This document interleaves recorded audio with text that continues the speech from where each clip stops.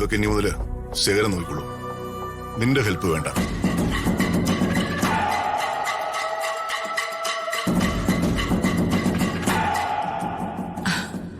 ഇതെനിക്കങ്ങ് ഇഷ്ടപ്പെട്ടു. ഈ വക പണികളാ പ്രതാപനിൽ നിന്ന് ഞാൻ പ്രതീക്ഷിക്കുന്നത്. സാറിന് എന്നോട് എന്തോ പിണക്കമുള്ളതുപോലെ.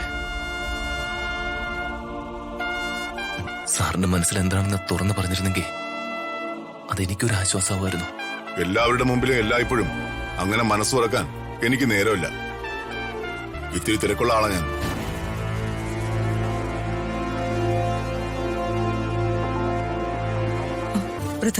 യാമിനിയും ശേഖരനും ഇതിൽ ഇടപെടണമെന്നില്ല. ഇതെന്റെ വ്യക്തിപരമായ പ്രശ്നമാണ്.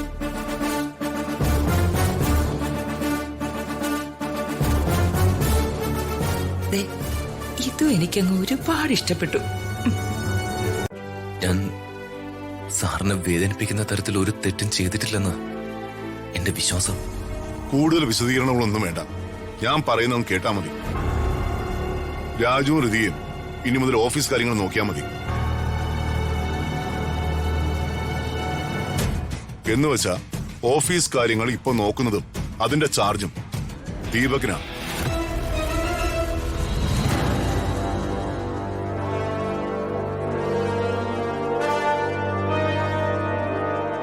അവിടെ രണ്ടുപേരും സഹായിക്കണം എന്നർത്ഥം.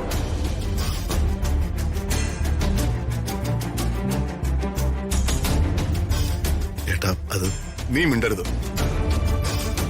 കമ്പനിയുടെ ചെയർമാൻ ഞാനാ. ഞാൻ എടുക്കുന്ന തീരുമാനം ഇത്.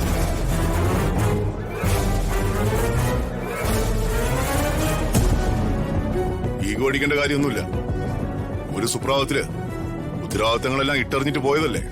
അന്ന് ഏറ്റെടുക്കാൻ ദീപകേ ഉണ്ടായിരുന്നുള്ളൂ.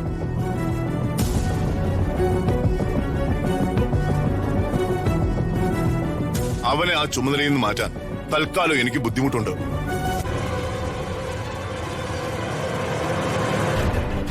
അവനെന്റെ എല്ലാം ആയ ചേച്ചിയുടെ മോനാ.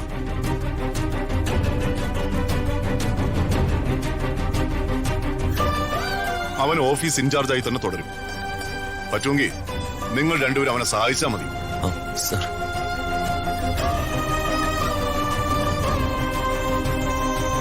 ശരാ.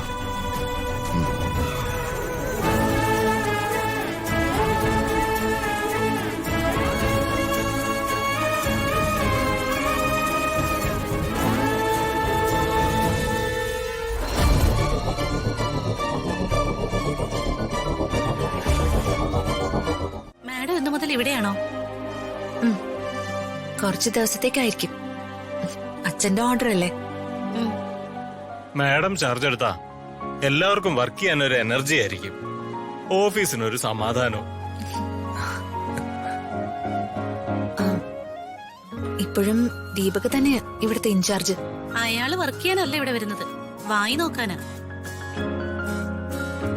പലരെയും വളയ്ക്കാൻ നോക്കി, എല്ലാരും നല്ല ചീത്ത പറഞ്ഞു. സൈലൻസ്.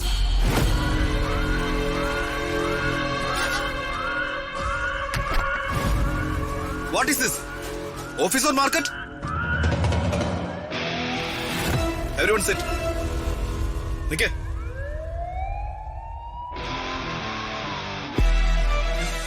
ഞാനാണ് ഈ കമ്പനിയുടെ ഇപ്പോഴത്തെ MD. No, in charge. അല്ലാതെ ഇവളല്ല.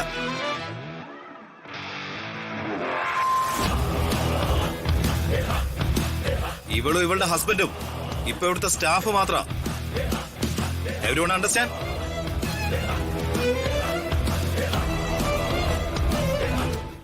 ഋതിക വർമ്മയെ കൊടുക്കാൻ ഒരു ഗൂഢാലോചന നടന്നിട്ടുണ്ടെന്നും ഈ കൊലപാതകം ചെയ്തത് അംബിക വർമ്മയാണെന്നും ഞാൻ കോടതി മുമ്പാകെ പറയും. എടോ, താൻ അങ്ങനെ പറഞ്ഞാൽ തനിക്ക് എന്താടോ പ്രയോജനം? അപ്പോ തന്നോടൊപ്പം അംബികയും അകത്തേക്ക് വരില്ലേ? അകത്തേക്ക് വരട്ടെ. അയാളെ കൊന്നത് ഇവരാ. ആ കൊലപാതക കുറ്റം ഋതികയുടെ കഴുത്തിൽ വെക്കാനേ ഞാൻ ശ്രമിച്ചിട്ടുള്ളൂ. അത് അംബിക വർമ്മ പറഞ്ഞിട്ടാണെന്ന് ഞാൻ കോടതിയിൽ പറയും. എടോ, താൻ എന്തായാലും കുറ്റക്കാരനായി. പിന്നെ എന്നെയും കൂടെ ഉപദ്രവിക്കുന്ന എന്തിനാ? ഞാനേ 2 കോടി തനിക്ക് തരാന്ന് പറഞ്ഞതുകൊണ്ടാ താൻ ഇതൊക്കെ ചെയ്തേ. അല്ലാതെ വെറുതെ ഒന്നും അല്ലല്ലോ. 2 കോടിന്ന് പറച്ചിലല്ലാതെ ഒന്നും തന്നിട്ടില്ലല്ലോ.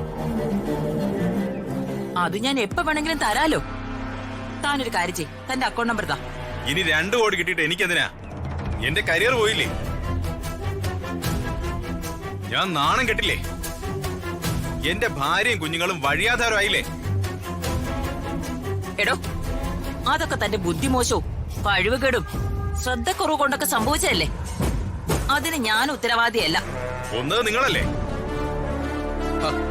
നിങ്ങൾ ഇങ്ങനെ തർക്കിച്ചിട്ടും വഴക്കിട്ടിട്ടും ഒന്നും ഒരു കാര്യവുമില്ല. ആ, ഇത് ന്യായമായി പരിഹരിക്കാൻ ഞാനൊരു മാർഗം പറയാം. എന്തായാലും താൻ അകത്തായി, തന്റെ കരിയറും പോയി. അതിനുള്ള പ്രതിഫലം അംബികാവർമ്മ തരും. താൻ അവരുടെ പേര് പറയാതിരുന്നാൽ മാത്രം മതി. അത് ന്യായം. ആ, തന്റെ ഭാര്യയും കുട്ടികളും വഴിയാധാരം ആവില്ല. തനിക്കൊരു നഷ്ടവും ഉണ്ടാവില്ല. ആ കാശ് ഞാൻ തരും. നിങ്ങൾ എത്ര രൂപ തരും? താന് എക്സ്പെക്ട് ചെയ്യുന്നത് പറയൂ. ആ പൈസ അംബിക തരും. എനിക്കൊരു 10 കോടി രൂപ തരണം.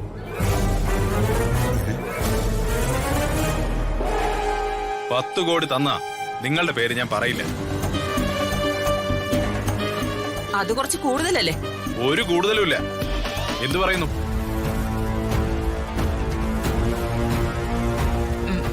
ശരി, സമ്മതിച്ചിരിക്കുന്നു. താൻ തന്റെ അക്കൗണ്ട് നമ്പറേ എന്റെ വാട്സപ്പിലേക്ക് അയച്ചേക്ക്.